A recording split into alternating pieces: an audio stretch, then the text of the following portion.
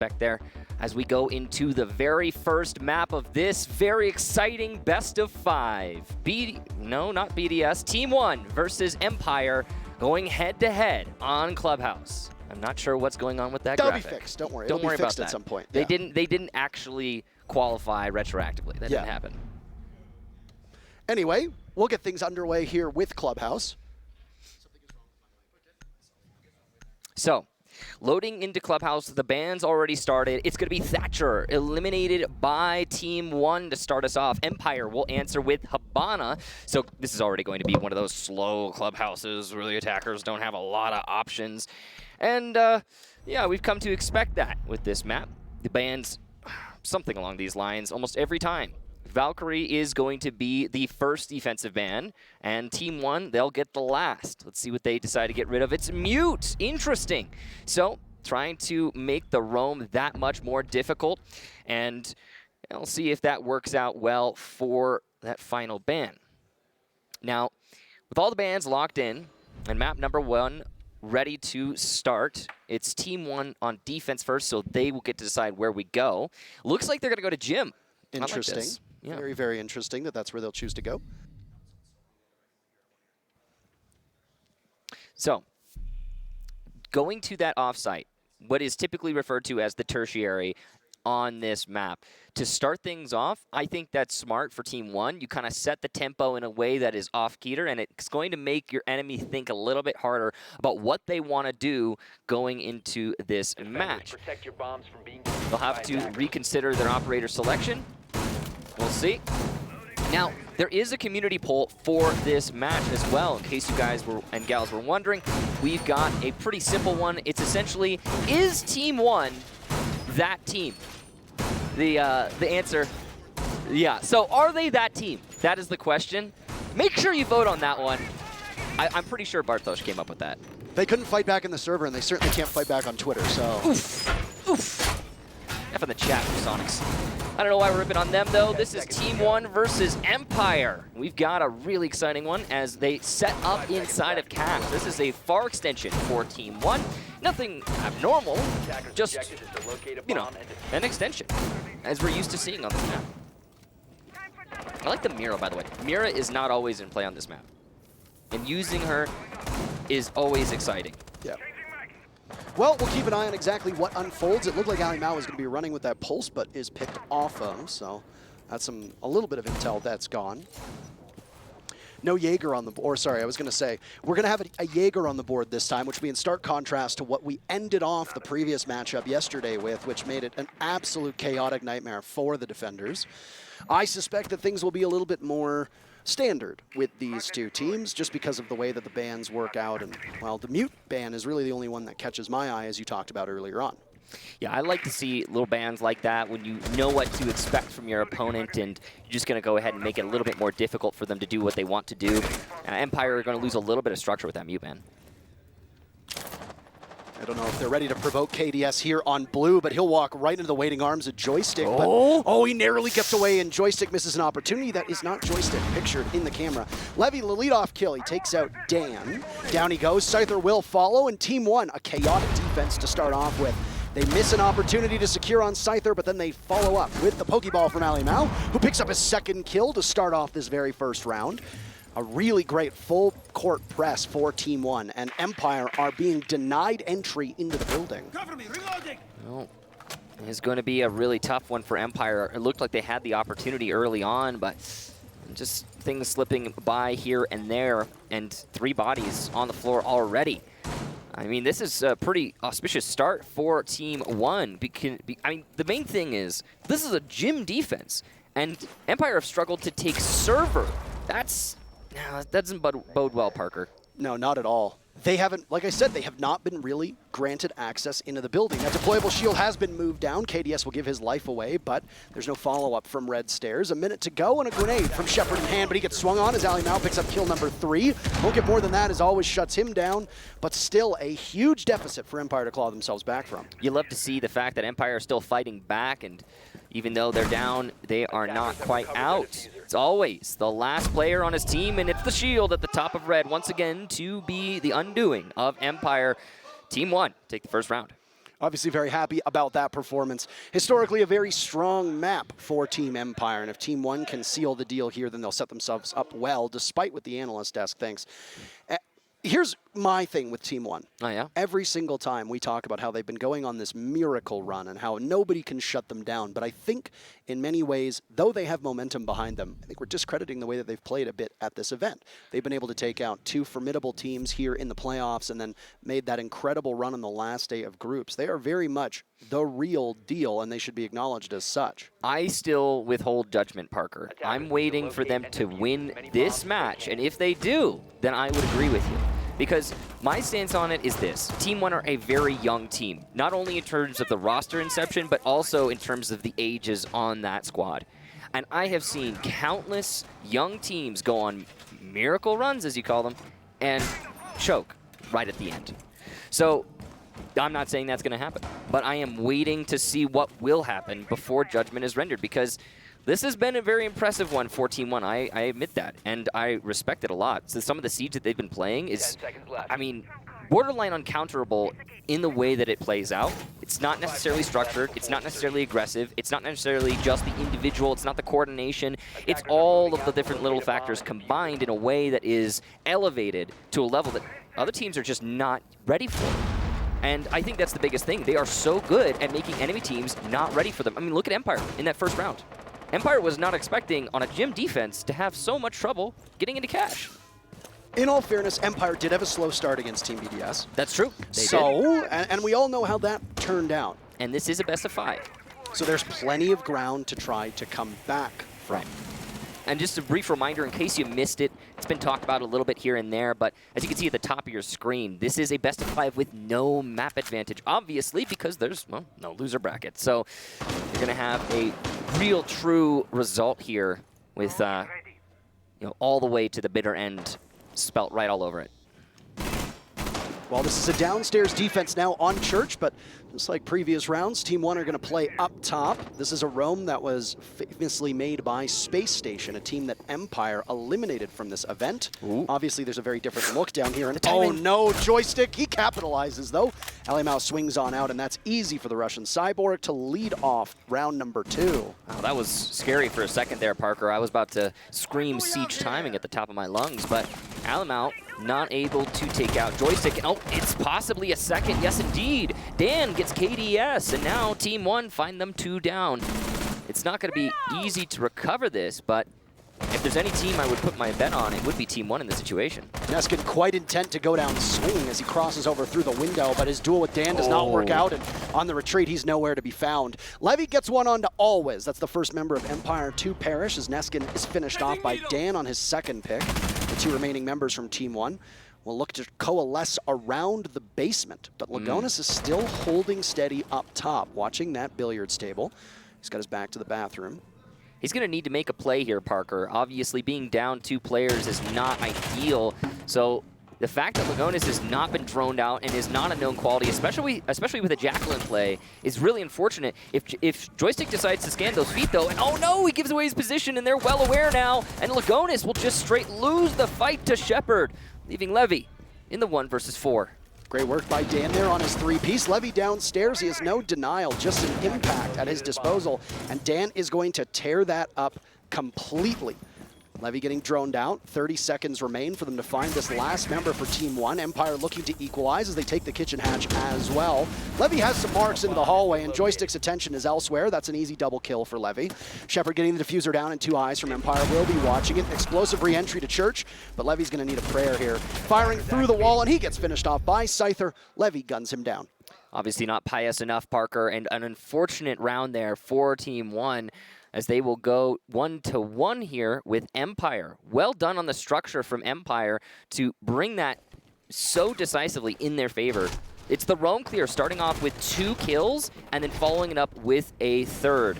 That's super important for Empire to manage their force control on the site later in the round.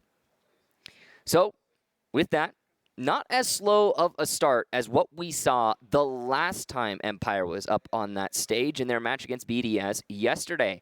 That was a very rigorous and and difficult match for both teams. Possibly one of the better matches in Siege history. If you haven't watched it, well, given that you're watching this right now, you know the result, but it's still worth giving it a look-see.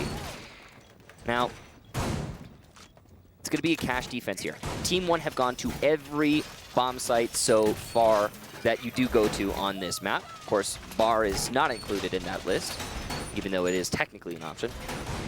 They're going to choose to go to cash for the third. So I like that, again, Team 1 is upsetting the flow with the rounds, where they decide to go first, where they rotate to later. I think that's a good bet on a map like Clubhouse, where you know what to expect for the most part. Just changing up that slight little edge, I think it makes a huge difference. Lots of utility stacked onto the server wall to Surya Gates, an Electro Claw, and some WoMai discs. There is Jaeger in play. We've seen Jaeger banned on Clubhouse before, and it could be very difficult to play without him. But Team 1 have decided not to bring Jaeger, instead opting for the WoMai. Sometimes we'll even see both on this site, but not so here. Neskin going to be on the roam with the Aruni. He'll be able to make some seriously good rotations with that fist, open up those drop downs and fall back. One of the more dynamic roamers out there, actually. It's something that I think is undervalued, her ability to make those rotations. It's going to be some Maverick tricking, and they'll actually open up the wall first on the soft side. Impacts to get the Claymore, and a nice cover from Dan as KDS is forced back. He was looking to make an opportunity for himself there and put his team in the lead, but it just does not happen. Neskin still on the roam in the middle floor as he finds himself over by Billiards and Club. Wall finally opened up, and the rest of the soft wall will be opened as well by Dan in a moment. Always with the hammer. He's got JoyStiCK in tow, and they are going to be pushing towards construction, trying to lock down some angles in the site. With the platform and construction control in favor of Empire, they've got a lot going for them, but Neskin could still be the upset factor for this round, as he finds himself below and behind 3 attackers. Some early engagements. It looks like Neskin's taken some damage, not entirely sure where from, but that might mean that Empire knows he's there. No control by Garage just yet. JoyStiCK's on the drone, so he is watching the flank. They are being diligent, making sure that they don't get flanked in an inopportune moment. Droning into construction here, or actually downstairs. I think Always wants to know if there's C4 from below. Doesn't seem like there are any right now. Good use of the clash here from Lagonis. And he's going to be calling out a lot of information for his teammates, giving a mark on pallets, and that actually might be a freebie for his team if they play this right. I'm going to be jumping in here for a sec, folks. We're going to do a little bit of a tag team in the middle of this matchup, and I'll see if I can help out Kickstar for just a moment. But as we jump into it, the action boiling down at the end of this round. Scyther looking to work his way in first for the team as Empire pushes their way forward into the site. ShepparD, in fact, now leading the charge, getting himself to the deep corner here. Going to try to go for the plant, Always as well as excelling with a nade frag there. But Dan will pick up the real first kill here for the team now as they start taking them down and pushing more of the defenses out here for Team 1. Lagonis, unfortunately, on the clash, really not going to be able to contribute from the back line there with just a measly little SMG. So going to have to get more of the team back, but there's no real room to cover this now as Lagonis is brought even lower. More damage put against him. Tries to find a headshot angle, but it's not going to line up as ShepparD now takes another kill, and Empire continue to excel in the midst of this fight. 2 versus 5. Not going to be easy in the post plant. 20 seconds left. These 2 defenders, they have to do something, and it looks like nothing is actually the result, as it's a flawless round for Team Empire, and they are going to go up 2-1. So Empire taking control of that round. And hello there, Kickstar. It's nice to be joining you here on the broadcast. Now, good to have you. Did have to step away for a moment, but he'll be returning a little bit later. And let's get your thoughts now, what we've been seeing inside of these first 3 rounds here is Empire clearly in control on the attacking side of Clubhouse, it seems. Yeah, we saw that first round obviously go in favor of Team 1, but you could say that's a flash of the in the pan, a fluke. I actually thought what we were going to see as a result of that would have been a much more close 2 rounds to follow it up, because we always talk about the hype factor with Team 1. When they get that hype, when they build themselves up, you expect them to be able to convert that over to more rounds. But you get a fast start from Team 1, and then it's immediately answered by 2 rounds in a row from Empire. So that momentum that they were trying to build, Team 1, is completely blunted. And, you know, we talk about momentum a lot when we're casting Team 1, and it's specifically with them, it's a very relevant factor. All right, so coming back into it now. On the inside of the 4th round, we'll see what exactly Team 1 are going to have to offer us on their more extended defense now, wrapping over their tertiary site as they work over into the gym side. But obviously this usual extension coming into cash is going to be set up as we tend to expect as well. You know, this is interesting because it is the tertiary site usually, right? But it's the first one that Team 1 is bringing for their rotations. The first one they played at the beginning, you weren't here. Yeah, so apologies for that missed call there. But very quickly hopping into this one. But yeah, it's interesting to see. And I don't think we've ever had a 3-caster grand final before. I don't think we have This either. is a first. This is a first for Siege. Got to do something new. keep it fresh. Keep it interesting. You know, Levy inside a club, we've seen Team 1 do a lot of these roams where they're putting themselves way offsite, not even in a rack corner, but like completely removed from the action. Just counting on the fact that Empire won't drone them out and the potential of a flank. But as we've discussed many times with Empire, they have not been falling victim to flanks. No, they have not. And as a result of that, Empire's been having great control over the inside of these early round situations, disabling most of the advantage that the team would be trying to get for themselves inside of these first minute or so of the round here.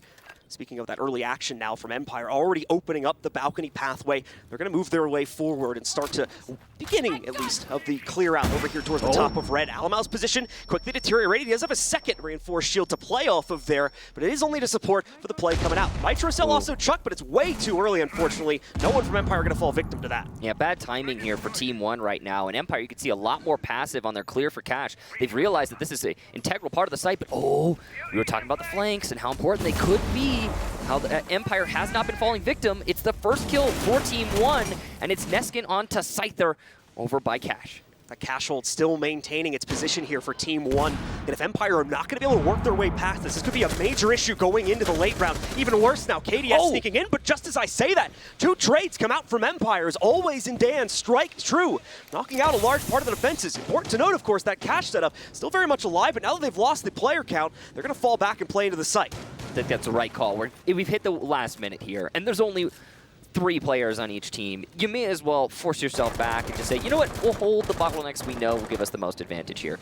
And that's going to prompt Empire to start assessing the site, figure out, okay, where do we attack? How are we going to handle this?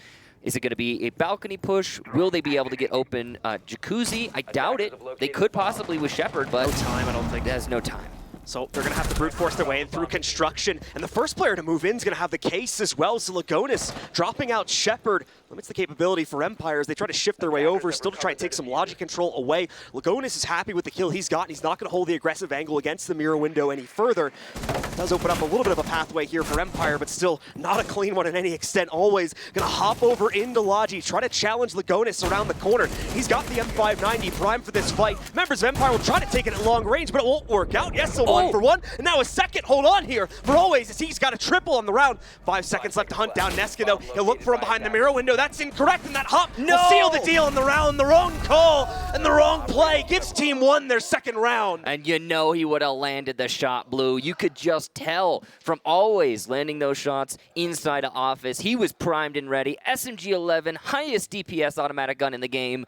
It could have easily been an Empire round, but real props to Team 1 for making the right decision time after time. They get those picks early by cash, and yeah, they get refragged, but they fall back instead of risking the round on an overextension. The roam from Team 1, it works out. They get the flank. That is not something that works against Empire very often. Saw the great play assisting the stoppage of the clearance that was going on down over towards red by re-adding KDS into the play over by the front door there as well. Great stuff, and although he does get traded out, like you were saying, Team 1 does not overcommit to that situation. They make the smart call to get out of there before things get too hot, before they end up losing too much position. Now, Team 1 find themselves at even round count with Empire now. So they're going to be in a much better position than they were just a moment ago. It'll be a bottom floor defense here for Team 1. So 2 more rounds left in this half, and it's, again, the roam from Team 1. I think honestly, this has been the biggest problem for Empire so far. The rounds where Empire are winning, consistently what they're doing is they are getting those roamers. They're getting those picks. Even if Empire has to trade out a few players for those picks, it usually works out for them because they now have themselves a control advantage, if not a man advantage. Thank you very much, by the way, Blue. If he's blue, am I red? Is that how it works? You're actually wearing a green suit, and it looks lovely Yeah, because on you. we're in Mexico. Thank you very much. You do have red hair, though. I do. That's why I said, am I red? I guess so. We tagged in. Red now leader? we tagged out again. Welcome back. That's how it works. You got to talk about tag team doubles when you're We were wearing a talking lucha about, mask. this is, I think, the first major finals where you've had 3 casters for the final match. People have speculated about TriCast. It'd be interesting to see how it does. But before we get into that, Always drops a grenade on top of the head of Neskin, picks up some crucial map control inside of logistics. But they'll have to do a little bit more than that, as Alimao is still up there, holding on to what is a tenuous defense. And they spot him out and try to flush him into a position where JoyStiCK could potentially capitalize off of this, and he does so quite magnificently. So, I guess you weren't here for it, Parker, but I wasn't here, what we've actually. seen consistently is JoyStiCK really getting a lot of success against Alimao on this roam. He's been picking him off consistently. It's been good for Empire. And this is what I was talking about earlier. When Empire gets these roamers cleared out, and you don't even need the man advantage. Really, it's the control advantage. Once they've achieved that with Team 1, they can isolate these defenders. Uh-oh, not a third, actually, as KDS shuts down Dan. Impressive reactions. Lagonis eating a lot of damage, but he'll fall back. SMG-11 through the floor, not going to net anything. And as I was going to say, the roam clear for Empire, when they get it successfully, that's when they're taking the rounds. Well, they did a lot of damage to Lagonis in that process, and Dan is down for the count. Obviously, the second frag right after Always, who's picking up exactly where he left off yesterday on that consulate match. Both he and JoyStiCK led the way for his team. Yeah, 20 kills for JoyStiCK, I believe. I think Always had 17 or 18 to finish off as well. Almost Jeez. 40 kills between the two of them. Granted, there were 15 rounds played. Still so insane. Tons of time for you to be able to get those kills, but Always isn't necessarily the one who's always top fragging, especially on a team with this level of depth. Same thing goes for Team 1, though, as I don't know if they got both Selmas or just one. Levy has no impacts remaining, and just like Lagonis, now he will be softened up by the firepower of Empire. Yeah, and look at this. You got 2 players low, as you mentioned, and while the drop in kitchen was not opened up and cannot be opened up unless the Maverick rotates over, I don't think that's going to hurt Empire's chances too much here.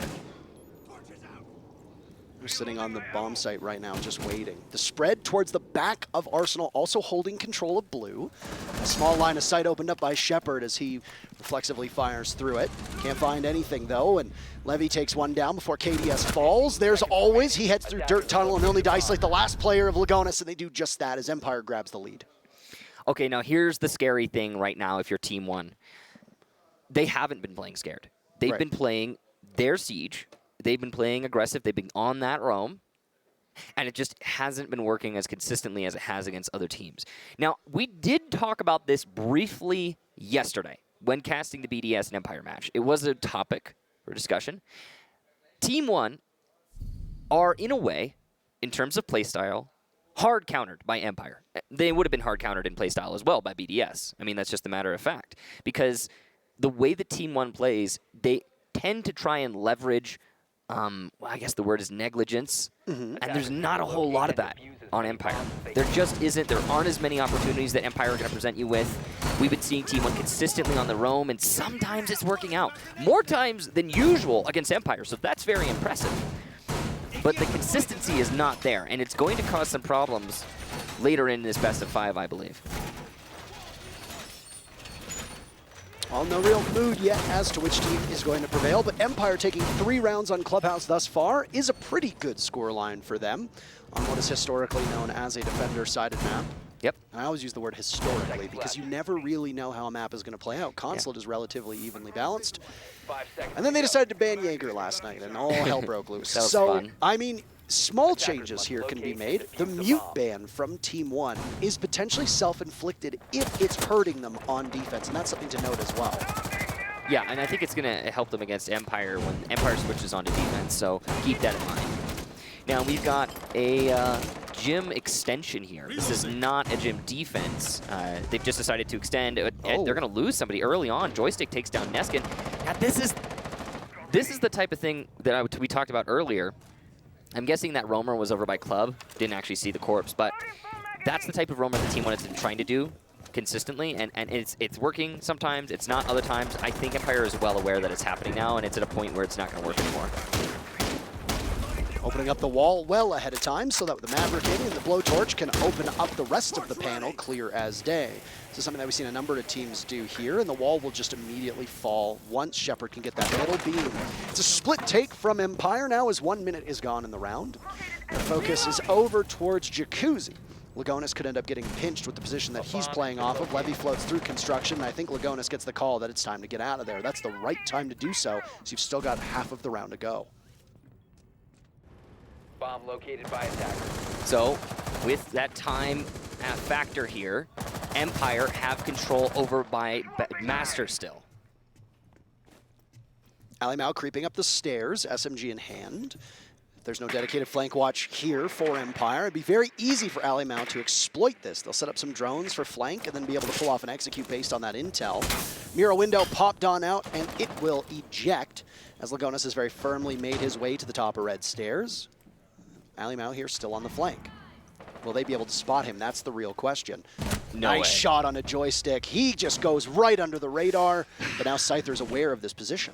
It's the conversation that I've been bringing up over and over again. It's the flank, whether or not it's successful. Well, this time it is, and Ali Mao's primed for a second, but the pre-fire doesn't land. The SMG-11's not working for either player, and always very low, but Ali Mao with the shotgun takes 2 pumps, but he gets it, and Scyther is too late to the party. What a roam from Ali Mao. That's some pretty severe negligence by Empire as they need to tackle this CCTV cache site. Now, with Ali Mao down on low HP, it's still eminently winnable for Empire, but Team 1 look mighty fine in this particular moment. The remainder of Ali Mao is spotted and buried on blue. Down he goes, and the skeleton key comes out as Dan will make life miserable for anybody who dares trifle over by A. Levy downstairs, a desperate attempt to delodge the buck, but he can't do it as KDS is next in line to fall. Empire very briskly sweeping through this bomb site. 15 seconds, and Dan with his 7 kills will march on in. Lagonis' nitro cell tossed over, but it doesn't do any damage to ShepparD, who now marches in himself with diffuser in hand. Lagonis shut down, and KDS' stand will be in garage. Does he have a point of entry to get over to the bomb site?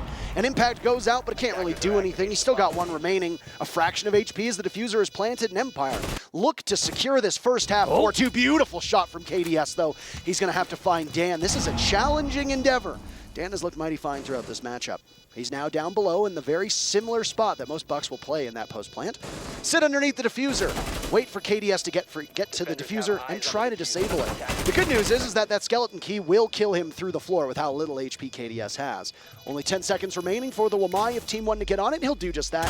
And Dan will shred through the floor. It moves KDS off of his spot, and Dan wins, unsure if there was enough time with how close it got.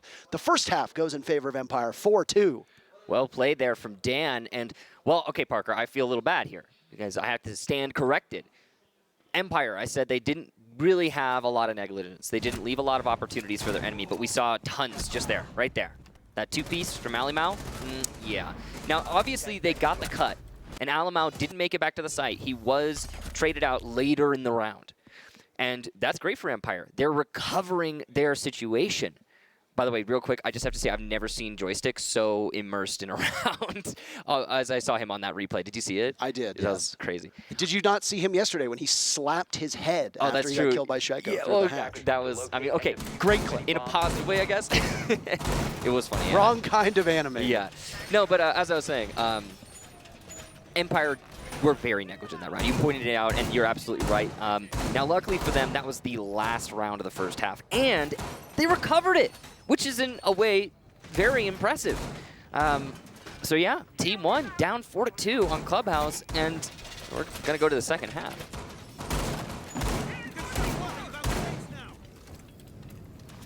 Well, a solid first half for Empire. We'll see if the mute ban had any major impact now for Empire to toil with it. Bringing the Bandit, so that's probably an impact, I would imagine. The Hibana has been taken away from Team 1 by Empire. They don't want to run that Hibana. They'll run the Ace Thermite combo or the Ace Maverick combo, which is what we saw quite frequently.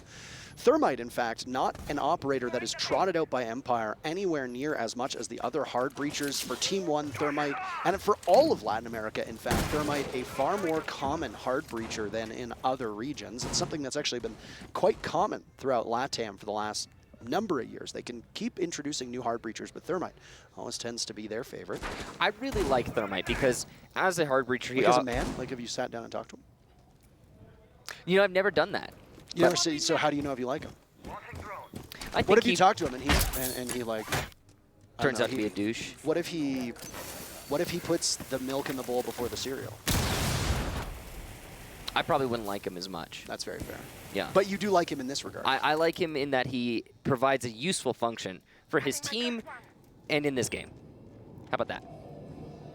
See, I was just nitpicking. Oh. Yeah, I was being an idiot. Yes. Yeah, I believe that's You're trying to make it so I no longer like you, is that it?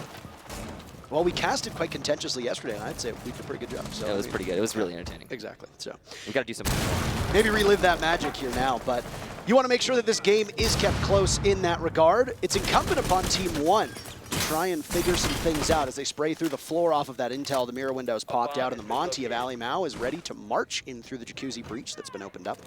An exothermic charge going off so well. Lagonis on drone, as a good hard breacher will do. I don't know if KDS was aware of how close he came to seeing Dan off of that explosion. I like the Monty pick here from Team 1 if you really just want to force it out. And we've seen some amazing multiplayer at this event. With the mirror window open, Ali Mao can really just get up close and possibly do some serious damage to the Mira of ShepparD playing just behind it. KDS is doing an excellent job of determining the locations of these defenders, but they're not really able to do too much with it. Outside of finding their position, JoyStiCK punishes Neskin early on. The sledge is not going to be successful. JoyStiCK is far away. Levy sprints in. All right, he's got bathroom control. That's a nice thing to have, but it's only him and Ali Mao left. And now Levy's gunned down by Always through the hatch. The Monty tries to pull out the pistol, and Ali Mao's out-dueled. Empire's dominance showing off in fine form as they're up 5-2 on Clubhouse. So in retrospect, Parker, banning the mute might have been a mistake against Empire because now Always is always playing Bandit. And oh boy, does he pop off on Bandit. Now, most of that round actually starts with those two roam clearers that were killed by the roamers. Empire getting that cleanup with, I think it was Scyther and JoyStiCK. Once they got that cleanup downstairs, they were able to transition that easily to a complete collapse on the site. And you know, it's funny because Team 1 were doing a really good job on site itself for getting control. They just lost so much manpower, and it caused them a lot of problems. And defuse as many bombs as they can. So, to the bottom floor we go here for Team Empire. It's going to be a precipice of match point here, as Empire are looking pretty solid, honestly, on this map. I'm not going to beat around that bush. I think this is pretty clearly a Team Empire map. Clubhouse is really strong for them. It always has been. And that's actually one of the funny things, is that Empire has always been strong in this map, like forever. There's I don't think there's been an instance where they've been particularly weak here, apart from maybe some of their general downfalls overall in the league play. So, looking for drones here. Empire just trying their best to deny information early on. I am intrigued to see more Bandit play, but we're not going to get it on this round. Bummer. No, I said always plays Bandit, and then he doesn't always play Bandit. Yeah, he heard me, and then he didn't play Bandit. His name is Always, but he wanted to make me look stupid, Parker. He's not on it this time. And now I look stupid. It is what it is. I think you look quite smart today in that suit. Thank you. I really like the green on you. It really suits. Thank you very much. Green meshes well with red. You know, this would be if he's still okay, never mind. Hold on. Pause. ShepparD will be the one to try to shut this one down as Team 1 assesses that the bomb site is completely open for the taking. And they will burst on in.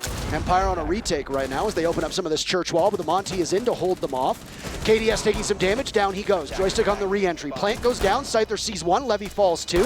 And another will go on the pistol. How many pistol kills is Scyther going to be able to collect? The answer so far is only 2 as he duels right back. But JoyStiCK slaps down Neskin. Wow. And it's a desperate attempt for Team 1 that is not answered by the rest of their team.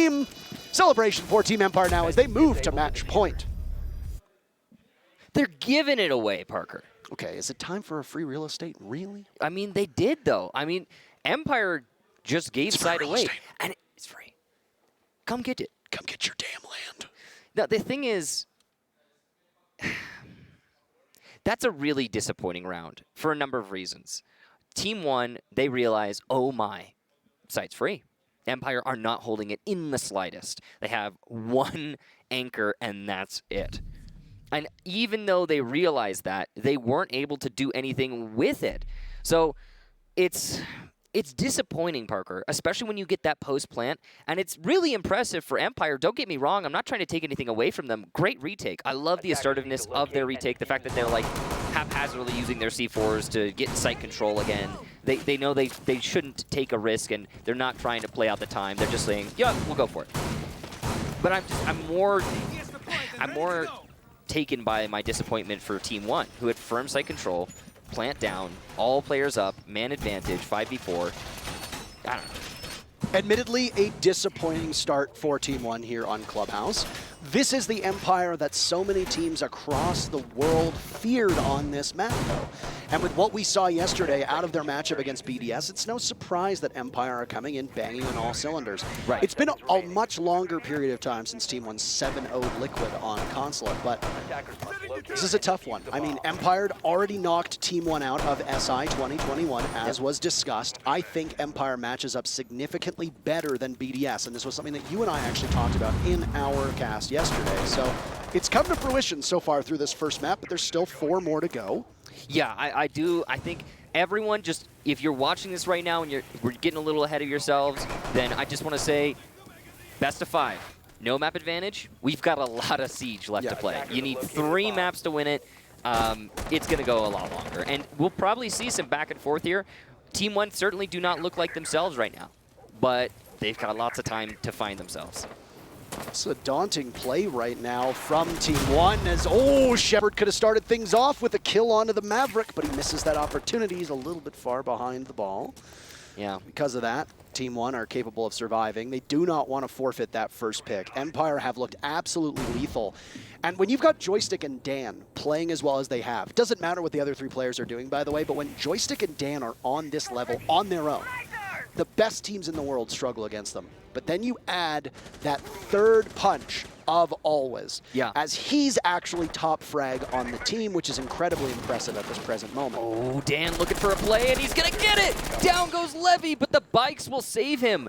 Still, though, low HP on the Maverick in future engagements, and that is a big win. The one thing about those strip club runouts, though, is that you now know that there's a player who's going to be burning tail to get back to the bomb site. If you're able to catch them inside a bar or by billiards, you can relatively win that 1v1 in most occasions. In this instance, I don't think there's anyone in a position to get that cut, though, Parker. It looks like they're wholly focused on Garage, Rafters, and the main plat. Oh no, is he going to do it again? A Nitro Cell goes out onto the Montaigne, and Ali Mao is calling as he sees Always in that position. The Kaid out of utility right now. Scyther takes down KDS. Dan could potentially run as it's a joint effort on Ali Mao. Everybody dying on the side of Team 1. Neskin, a desperate attempt, but he's not able to hit the broadside of a barn at the moment as Levy and Neskin combine for under 50 HP. An unideal spot as every single player from Team Empire still very much alive. And they've got good coverage across the entire map. The entry points for Team 1 largely cut off. And Empire sit on this match point with only 30 seconds to go to seal one of the 3 maps required to win this major. Neskin can try to start some work now with Dan going down, but there's still so much to do. And the patience from Levy might not be rewarded as JoyStiCK down below could be the next one to contend with him. Neskin is up top. They don't have diffuser. It's miles away. Team 1 realize that this is a virtually impossible task. Under 10 seconds remaining, and it might be an anticlimactic finish as Empire sweep the floor with it, and they take map 1 here in the grand finals. Well played there to Empire. Frankly, they were through and through the better team on Clubhouse. No question in anyone's minds, and a big win to start off this best of 5. Absolutely, and this is the dominance that you can see from this team on this map. For Team 1, only 2 rounds on Clubhouse. Coming in the first 4 rounds of this map, well, they lost momentum, and they completely ended up in free fall. Empire start off this series on the right footing, and boy, oh boy, if this is the Empire we're going to get for the next 2 and onward maps, this might be a much shorter grand final, map advantage or no, than some of the ones that we've seen before. That is really the tricky thing, Parker, is that I do think that Team 1, and I've said it before already during this match, really do need the momentum. They're going to lose it early on. Now, The best of 5 is long, so there's plenty of time for them to regain it, but I'm still a little worried. I would be worried for Team 1 at this current moment, but I mean, we were worried for Empire yesterday, and we were worried for Team 1 after their matchup against Liquid through that first and second map. But you know what? Sometimes I find your lack of faith disturbing, Michael. Why are we doing all these references? You can't have a team named Team Empire and not make Star Wars all right, references. well, it's Empire, physically impossible. It's in my bones. Empire does have the high ground right now, but we'll see if the jump up is going to be good enough for Team 1. We know they have the potential. We've seen it from them before. They've had some amazing comebacks.